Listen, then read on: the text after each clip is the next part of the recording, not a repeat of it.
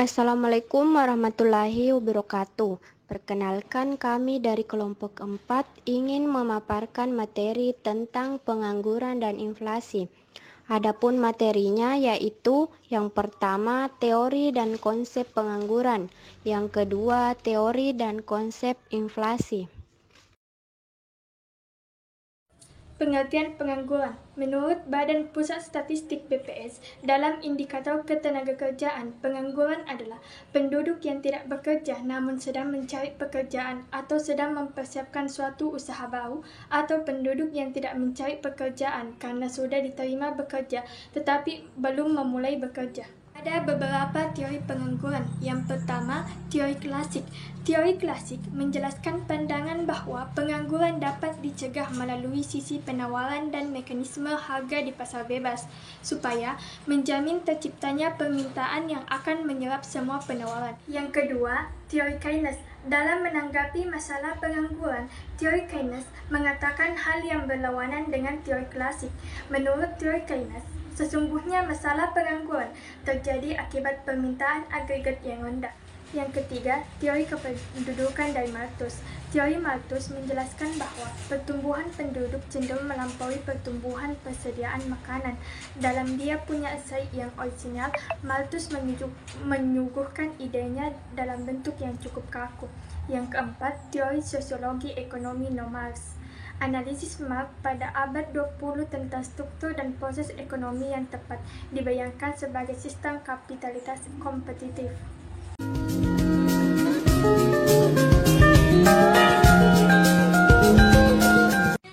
Assalamualaikum warahmatullahi wabarakatuh. Baik, di sini saya akan melanjutkan pembahasan materi dari teman kelompok saya tentang pengangguran dan inflasi, yaitu jenis-jenis pengangguran. Pengangguran berdasarkan penyebabnya dapat dibagi menjadi 4 kelompok. Yang pertama, pengangguran normal atau friksional. Apabila dalam suatu ekonomi terdapat pengangguran sebanyak 2 atau 3% dari jumlah tenaga kerja, maka ekonomi itu sudah dipandang sebagai mencapai kesempatan kerja penuh. Yang kedua, pengangguran siklikal. Perekonomian tidak selalu berkembang dengan teguh. Ada kalanya permintaan agregat lebih tinggi dan ini mendorong pengusaha menaikkan produksi. Lebih banyak pekerja baru digunakan dan pengangguran berkurang. Yang ketiga, pengangguran struktural. Pengangguran yang wujud digolongkan sebagai pengangguran struktural, dinamakan demikian karena disebabkan oleh perubahan struktur kegiatan ekonomi. Semua industri dan perusahaan dalam perekonomian akan selalu berkembang maju, sebagaimana akan mengalami kemunduran. Yang keempat, pengangguran teknologi. Pengangguran dapat pula ditimbulkan oleh adanya pergantian tenaga manusia dan mesin-mesin dan bahan kimia. Racun ilalang dan rumput misalnya telah mengurangi penggunaan tenaga kerja untuk membersihkan perkebunan, sawah dan lahan pertanian lainnya. Pengangguran berdasarkan cirinya. Berdasarkan cirinya dibagi menjadi 4 kelompok. Yang pertama, pengangguran terbuka. Pengangguran ini tercipta sebagai akibat bertambahnya lowongan pekerjaan yang lebih rendah dari pertambahan tenaga kerja. Yang kedua, pengangguran tersembunyi. Pada negara berkembang seringkali didapati bahwa jumlah pekerja dalam suatu kegiatan ekonomi adalah lebih banyak dari yang sebenarnya diperlukan supaya ia dapat menjalankan kegiatan dengan efisien. Yang ketiga, pengangguran dan musiman. Pengangguran ini terutama terdapat di sektor pertanian dan perikanan. Pada musim hujan, penyadap karet dan nelayan tidak dapat melakukan pekerjaan mereka dan terpaksa menganggur. Yang keempat, setengah menganggur. Pada negara-negara berkembang, migrasi dan di desa ke kota sangat pesat. Sebagai akibatnya, tidak semua orang yang pindah ke kota dapat memperoleh pekerjaan dengan mudah. Sebagian terpaksa menjadi penganggur sepenuh waktu. Di samping itu, ada pula yang tidak menganggur tetapi tidak pula bekerja sepenuh waktu.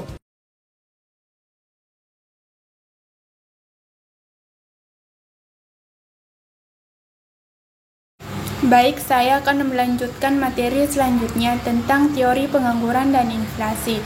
yaitu akibat buruknya pengangguran. Beberapa akibat buruk dari pengangguran dibedakan kepada dua aspek Sugimo 2000, di mana dua aspek tersebut yaitu: 1. Akibat buruk terhadap kegiatan perekonomian dibagi menjadi 3. 1. Pengangguran menyebabkan tidak kemaksimalkan tingkat kemakmuran yang mungkin dicapainya. 2. Pengangguran menyebabkan pendapatan pajak pemerintah berkurang. 3. Pengangguran tidak mendorong pertumbuhan ekonomi. 2. Akibat buruknya terhadap individu dan masyarakat dibagi menjadi 3. 1. Pengangguran menyebabkan kehilangan mata pencaharian dan penghasilan. 2. Pengangguran dapat menyebabkan kehilangan keterampilan. 3. Pengangguran dapat menyebabkan ketidakstabilan sosial dan politik.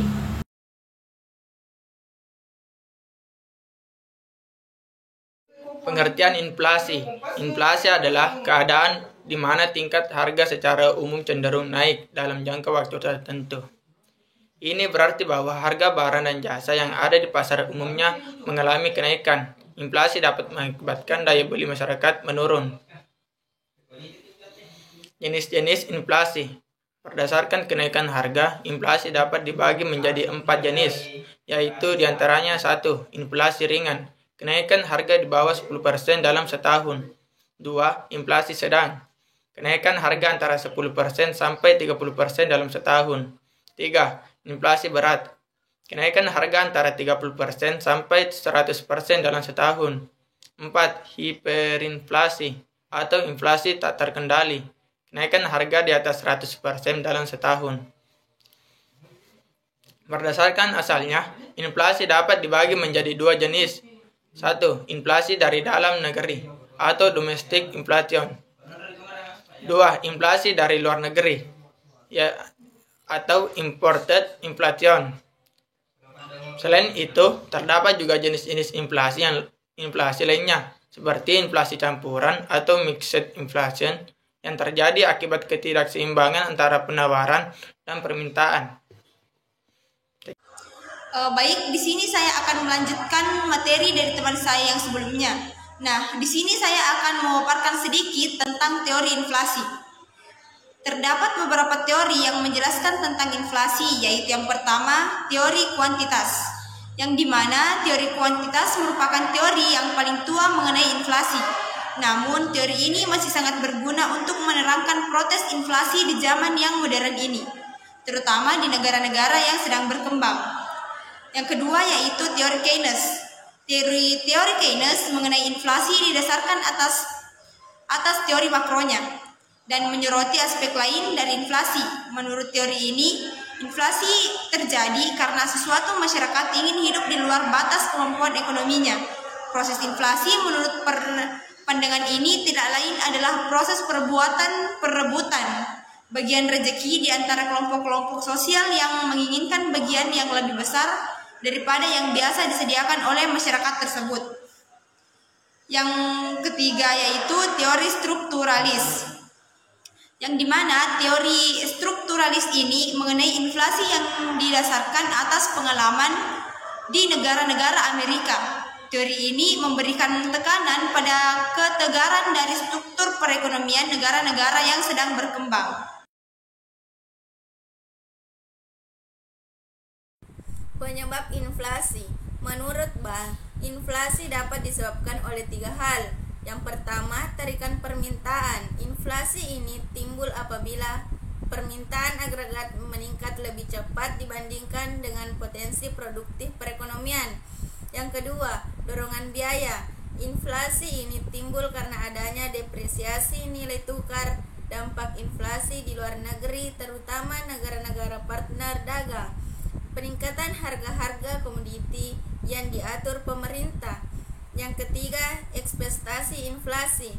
Inflasi ini dipengaruhi oleh suatu perilaku masyarakat dan pelaku ekonomi. Apakah lebih cenderung bersifat adaptif? Hal ini tercermin dari perilaku pembentukan harga diri tingkat produsen dari pedagang, terutama saat menjelang hari-hari besar keagamaan dan penentuan upah minimum regional. Sedangkan menurut Sukirno, Penyebab inflasi dapat dibedakan menjadi 3 bentuk, yaitu yang pertama, inflasi tarikan permintaan. Inflasi ini biasanya terjadi ketika perekonomian sedang berkembang pesat. Yang kedua, inflasi desakan biaya. Inflasi juga ini terjadi ketika perekonomian sedang berkembang pesat dan tingkat pengangguran sangat rendah. Yang ketiga, inflasi diimpor. Inflasi ini terjadi apabila barang-barang yang diimpor mengalami kenaikan harga-harga yang mempunyai peranan yang penting dalam kegiatan pengeluaran di perusahaan-perusahaan. Baik, di sini saya akan melanjutkan pembahasan dari teman kelompok saya tentang pengangguran dan inflasi. Adapun yang akan saya jelaskan yaitu dampak dan cara mengatasi inflasi. Yang pertama, dampak inflasi. Adapun beberapa macam dampak inflasi, antara lain A. Inflasi akan menurunkan pendapatan real yang diterima masyarakat, dan ini sangat merugikan orang-orang yang berpenghasilan tetap.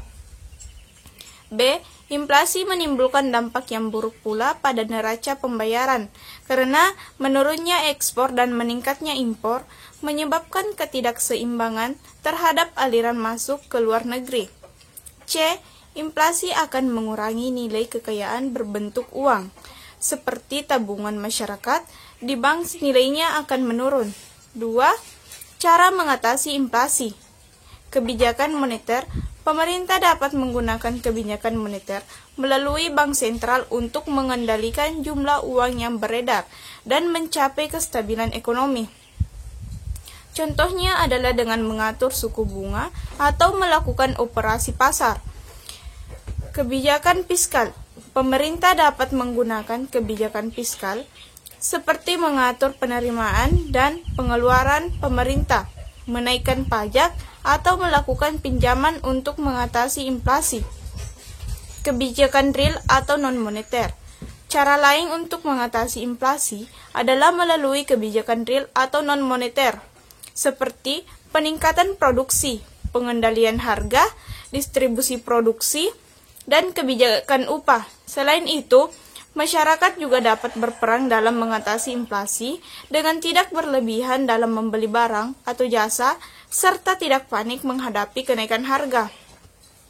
Panik dan pembelian dalam jumlah besar dapat memperburuk inflasi dengan meningkatkan permintaan yang tinggi. Penting untuk dicatat bahwa mengatasi inflasi dapat bervariasi tergantung pada kondisi ekonomi suatu negara dan faktor-faktor lain yang mempengaruhi perekonomian.